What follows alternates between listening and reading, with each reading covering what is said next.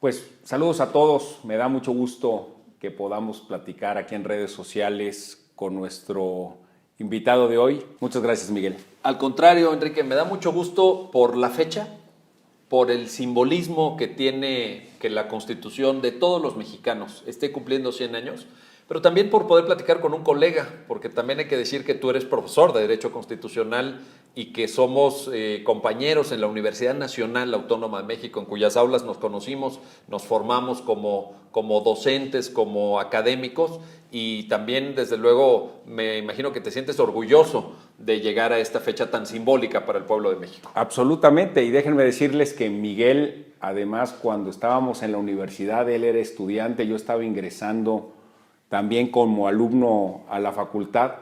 Él era al mismo tiempo estudiante y maestro. Empezaba siendo todavía alumno a dar ya clases como maestro adjunto en una de las principales materias que era Introducción al Estudio del Derecho. Ya yo tuve la oportunidad de conocerlo como mi maestro y además compañero universitario. Oye, Miguel, ¿qué te parece que empezamos? Yo creo que con un elemento muy importante, que es definir qué es una constitución. ¿Por qué son importantes las constituciones? Las constituciones establecen dos puntos básicos que generan una convivencia social pacífica en los países alrededor del mundo, que son, por una parte, nos señalan qué derechos tenemos, cuáles son los derechos de todas las personas, independientemente de su estatuto jurídico, de sus características físicas, de su origen nacional, étnico, etcétera. Los derechos de todas las personas, sin distingo alguno, están en la Constitución. Pero también, en segundo lugar, las constituciones establecen la división de poderes, cómo se articula el Estado para cumplir con sus funciones, porque necesitamos un poder ejecutivo, un poder legislativo, un poder judicial, órganos constitucionales autónomos, de tal suerte que verdaderamente las cartas constitucionales alrededor del mundo señalan la estructura básica de los derechos humanos por un lado y de la división de poderes por otra, que es el Estado moderno, al fin y al cabo es el Estado que surge con posterioridad al movimiento de la Ilustración, digámoslo así. Así es. Ahora, ¿quién crea las constituciones? ¿Quién les da nacimiento? ¿Quién les da origen? A lo largo de la historia ha habido diversos modelos, pero digamos que de manera muy señalada en el siglo XX son constituciones de origen popular. Es el soberano, aquí recupero la idea de Juan Jacobo Rousseau en el Contrato Social, el soberano que en expresión de la voluntad general se dota de estos derechos y refiere esta división de poderes. Así que el origen hay que buscarlo en el ejercicio de la soberanía popular. Así es. Y entonces, en ejercicio de la soberanía, el pueblo se otorga, se da una constitución. Y lo hace a través de un Congreso Constituyente.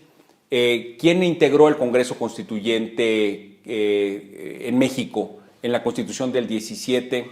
¿Cómo fue que se llegó a ese Congreso Constituyente? Y si nos pudieras señalar algunos de los elementos principales del debate que tuvo el constituyente en esa ocasión. Es un momento clave de la historia de México y por eso creo que ahora que se cumplen 100 años deberemos de voltear, de ver un poquito hacia ese minuto, porque en la historia pues es muy corto, pero a ese minuto fundacional del Estado mexicano moderno. Venustiano Carranza, que había participado en la gesta revolucionaria, que era un militar, pero que era también un hombre de letras, era un hombre formado, era un hombre ilustrado, se tiene ante sí el gran dilema de qué hacer una vez que termina el proceso revolucionario, el proceso armado. Dice, bueno, ¿y ahora qué sigue para México? Y con gran inteligencia, creo yo, con una visión histórica verdaderamente notable, Carranza dice, tenemos que darle institucionalidad al movimiento revolucionario. ¿Cómo lo hacemos?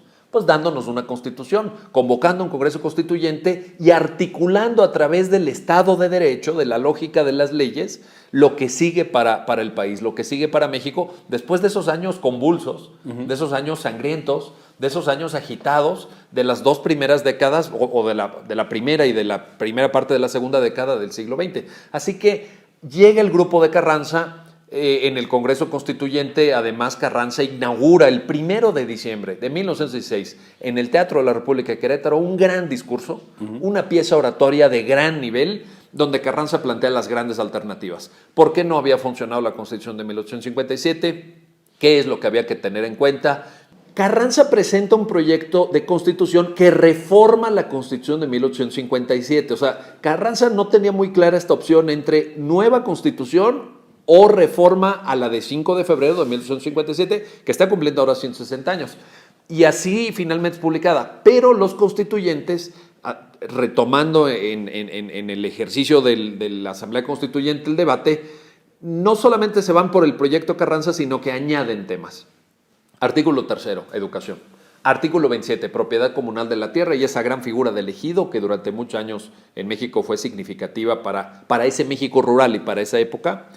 Y artículo 123, derechos de los trabajadores, muy importante. Entonces, esas son como las tres marcas de identidad, la idea de una constitución de derechos sociales, de una constitución social, de una constitución, yo le he llamado incluso de las clases sociales, pero que ciertamente fue una marca histórica en el siglo XX mexicano y en la historia del constitucionalismo también. Oye, y un elemento que también siempre ha llamado la atención es la relación entre la democracia y la constitución. Una constitución en los tiempos modernos establece condiciones y mecanismos que ayudan a que viva la democracia y por otro lado una democracia puede cumplir con el propósito de que el poder se alterne de manera pacífica porque cuentas con una constitución. La democracia puede cumplir precisamente con otorgarle a todos los ciudadanos, a todos los mexicanos una serie de bienes y servicios precisamente porque descansa en la posibilidad constitucional hacerlo. Esta relación entre democracia y constitución es muy relevante. ¿Lo es ahora en México en este centenario? Más que nunca, más que nunca. Es una gran pregunta, Enrique, y te agradezco que me permitas dar esta explicación porque si no hay constitución, no puede haber democracia. Punto. Y al momento en que en esta coyuntura del 5 de febrero del 2017 estamos honrando, estamos conmemorando, estamos celebrando la Constitución, en realidad también conmemoramos a la democracia.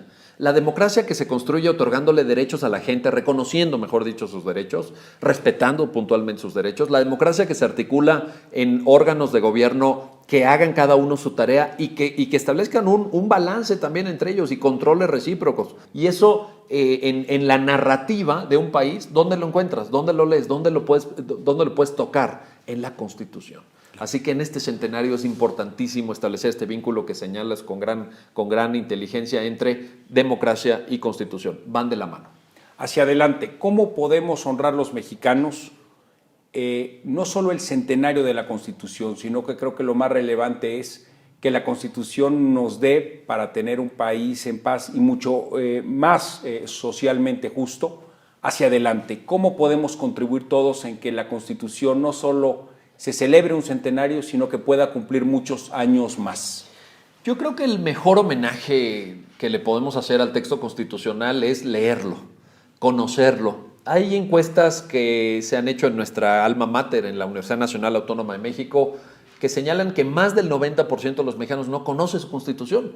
Así que, y esa no es una tarea que tenga que ver solo con el gobierno o solo con los partidos políticos. También hay una corresponsabilidad cívica. También tenemos que darnos cuenta en cada núcleo familiar, en cada hogar, en cada domicilio, en cada escuela, que hay que hacer un esfuerzo por leer la Constitución, por debatir los grandes temas que están ahí, por debatir el modelo de país, la construcción de esta, decía algún autor argentino, la carta de navegación del país. La utopía concreta, decía un constitucionalista alemán, por ejemplo. Bueno, eso depende de que conozcamos la Constitución, porque si no sabemos nuestros derechos, pues esos derechos se pueden violar impunemente. Yo creo que la ciudadanía tiene que ser corresponsable en conocer, leer, discutir a partir del texto constitucional. Miguel, muchísimas gracias por esta oportunidad. Creo que nos has dejado a todos con un gran interés de leer, releer, conocer mejor nuestra Constitución y honrarla en este primer centenario. Muchas gracias. Es un gusto, Enrique. Gracias a ti.